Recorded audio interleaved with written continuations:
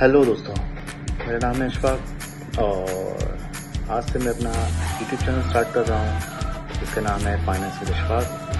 और इसमें हम बात करेंगे कि बेसिक फाइनेंस की, how to manage finance, personal financing क्या होता है, कैसे उसको मैनेज कर सकते हैं, कैसे हम अपने ड्रीम्स को फुलफिल कर सकते हैं, या उसके लिए हमें क्या क्या स्टेप्स लेने पड़ेंगे, इसके बारे में बात करेंगे।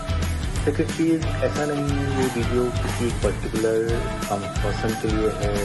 फिर आप चाहें जॉब कर रहे हों या आप अपने अर्ली एजेस में हैं या आप एक स्टूडेंट हैं, तो आपको एटलीस्ट पर्सनल फाइनेंस के बारे में पता होना चाहिए। तो चलिए फिर स्टार्ट करते हैं। तो अगर आपको ये बात क्लियर है, समझ में आ रही है, तो हम अब समझते हैं स्टेप बाय स्टेप क्या प्रॉब्लम्स हैं और वो क्या सॉल्यूशंस हैं। पहली चीज़ ये है कि पर्सनल फाइनेंस होना क्यों चाहिए, हमें क्यों आना चाहिए personal finance. Reason behind it कि आज की जनरेशन में बहुत से ऐसे लोग हैं जिनको पर्सनल फाइनेंस के बारे में पता नहीं। उसकी वजह से कई बार होता है हम अपनी लाइफ में काफ़ी पीछे रह जाते हैं, काफ़ी लैक करते हैं चीज़ों से। अगर तो लगता है पैसा तो हम कमा रहे हैं, वो जा कहाँ रहा है, कहाँ जा रहा है पैसा, कहाँ खर्च कर रहे हैं। सैलरी आती है, उससे पहले हम सैलरी खर्च कर चुके होते हैं या ऑलरेडी हम डेट में होते हैं, किसी दोस्त से उधार ले लिया, भाई तू दे दे 2,000 रुपये 3,000 रुपये। It's happen, it's general. But अगर हम एक सिस्टमैटिक वे में अपने पे काम करेंगे, पर्सनल फाइनेंस को सीखेंगे, तो इट विल हेल्प। चलिए, ये तो एक प्रॉब्लम हो गई कि हाँ, पर्सनल फाइनेंस एक प्रॉब्लम है, लोग अवेयरनेस नहीं है, लोगों के पास, लोग को नहीं पता है। तो ये तो हमने प्रॉब्लम बता दी। अब क्योंकि मेरा इंटेंशन यही है कि इस चैनल के माध्यम से मैं आपको प्रॉब्लम के साथ साथ उसके सॉल्यूशन भी दूँ। तो अगर सॉल्यूशन की बात करें तो हम क्या कर सकते हैं उसमें, कि हमें फाइनेंसिंग करनी है, बजटिंग करनी है, तो हमें क्या कर सकते हैं। देखिए, इसमें कई सारी थ्योरीज हैं, कई सारे एक्सपेरिमेंट्स हो चुके हैं। तो उसी के होता क्या है, आप सबसे पहले एक रूल आपने सुना होगा 50-30-20। हम इस रूल को फॉलो कर सकते हैं। कैसे करेंगे आप वो? जिस फॉर एग्जाम्पल, अगर आप महीने का 10,000 रुपये कमाते हैं, 10,000 रुपये कमाने का मतलब है उसका 50%, इट मीन्स 5,000 रुपये, वो आप अपने ज़रूरतों पे, अपनी जो आपकी नीड्स हैं उन पे आप खर्च करेंगे। अब नीड्स क्या होता है? नीड्स में एक्चुअली आता है कि आप अगर एक घर में रह रहे हैं तो या तो वो रेंट पे है, उसका रेंट देना है, या अगर आपका अपना है उसकी EMI बंधी है तो वो एक EMI देनी है, पहली चीज़। दूसरी चीज़ नीड्स में आती है कि आपके कुछ बिल्स होते हैं, कुछ महीने के परमानेंट बिल हैं जो आपको आना ही है, जैसे कि ग्रॉसरी हो गई, आपके इलेक्ट्रिसिटी बिल हो गए। ये दूसरी चीज़ ये हो गई।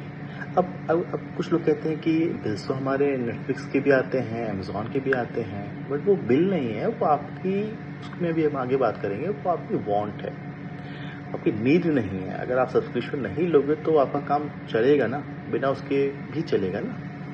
तो वो आपकी नीड नहीं है, वो आपकी वांट है, वो आपकी हैबिट है।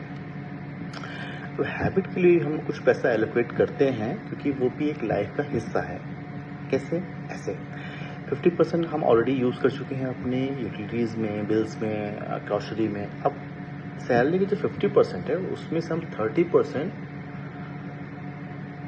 जो 50% यूज़ हो गया, अभी 50% हमारे पास है, और 30% हमने यूज़ किया अपने बॉन्ड्स पे। बॉन्ड्स क्या है कि हमें कहीं घूमना है, हमारा मन कहीं जाने का कर रहा है, कोई ट्रिप बन गई सडनली, या हमने से बिल की बात की थी, हमने सब्सक्रिप्शंस हो गए, नेटफ्लिक्स हो गया, अमेज़ॉन हो गया, what ever, this kind of things come under wants. 30% ये।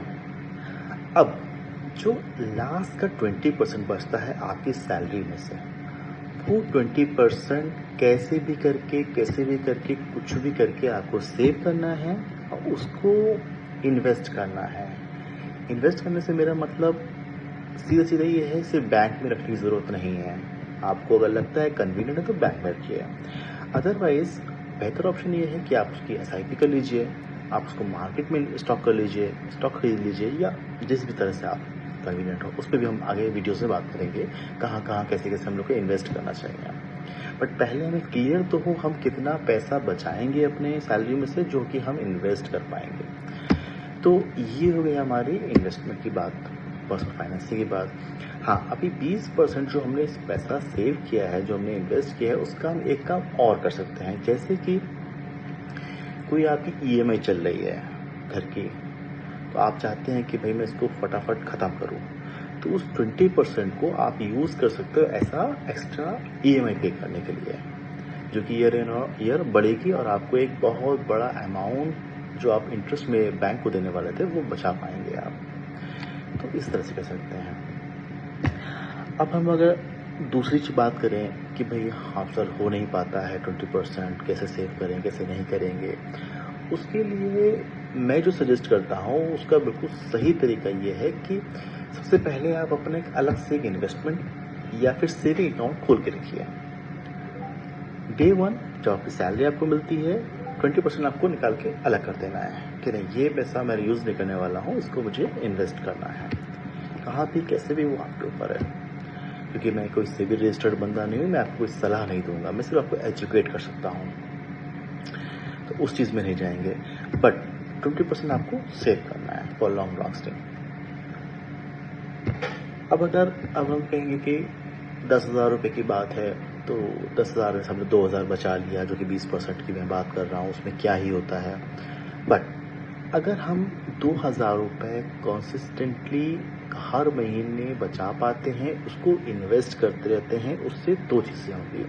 पहली बात, हमारा एक पैसा सेव हो रहा है। सेकंड चीज़, हमारी एक हैबिट डेवलप हो रही है कि हमें पैसा बचाना है। पहली प्रॉब्लम वही है ना कि हमारी हैबिट नहीं है पैसा बचाने की। हम पैसा आने से पहले पैसा पूरा खर्च करने का सोचते हैं, कहाँ खर्च कर दें इस पैसे को। वो वहाँ से वो पैसा बचाना सीखा, उसके बाद उसको इन्वेस्ट करना सीखा। मैं ये नहीं कह रहा हूँ 2,000 रुपये बहुत ज़्यादा है सेव करने के लिए, but at a long run it will help you.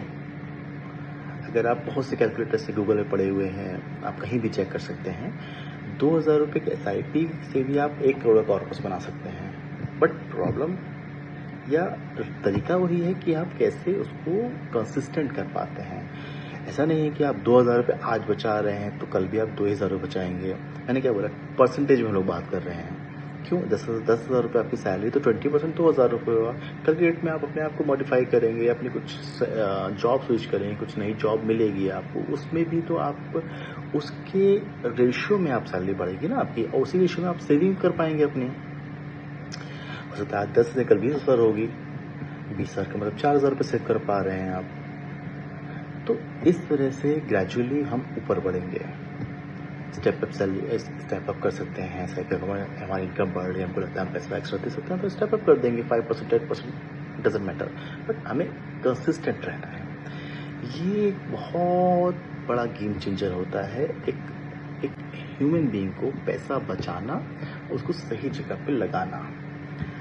अब तीसरा तरीका क्या हो सकता है इसमें? अब आपने पैसा बचा लिया, आपने लगाना शुरू कर दिया, गेम कहाँ चेंज होगा?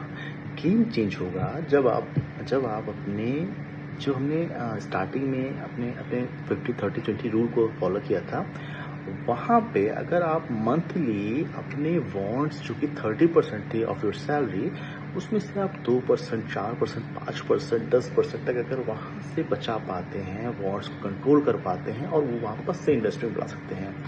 सपोज आज इस महीने आपने 30% अपना वॉन्ट्स पे खर्च किया, नेक्स्ट टाइम में 20% खर्च किया, आपको 10% वहाँ बच रहा है ना, वो भी आपको सेव करना है, वो भी आपको इन्वेस्ट करना है। तो एक पैसा जो आपने सेव किया वो आपके लिए काम करना शुरू कर देगा, आपको पैसा ग्रो होना शुरू हो जाएगा।